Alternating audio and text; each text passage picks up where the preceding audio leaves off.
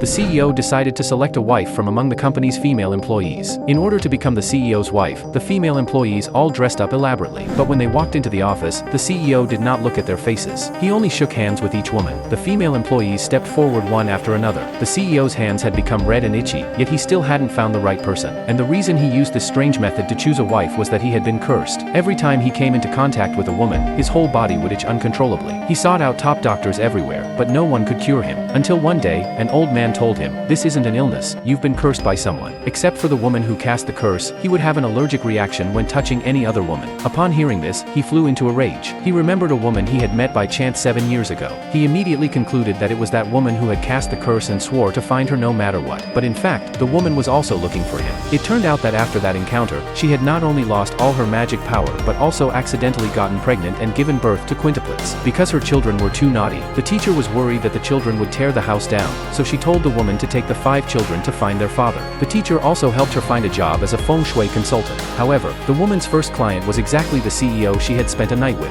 Having not seen each other for 7 years, neither of them recognized the other. The CEO asked her to find the woman who had cursed him, so she used her magical tool to scan the surrounding area, and then told him that the woman was in his company. The CEO immediately asked his assistant to gather all the female employees. But the woman didn't realize that she was the one he was looking for. At the same time, the 5 children at home were also using their own magic to find their father. One of the children found information about their father. The youngest child directly used magic to teleport to the CEO's office. She hugged the CEO and called out, "Daddy." The CEO was stunned. At this moment, the assistant told him that the little girl looked somewhat like him. So the CEO asked the assistant to check the address where the little girl lived. When he arrived at the woman's house, no one answered the door for him. At that time, the woman's landlord handed him a rental contract. Only then did he realize that the feng shui consultant he was looking for was the woman from 7 years ago.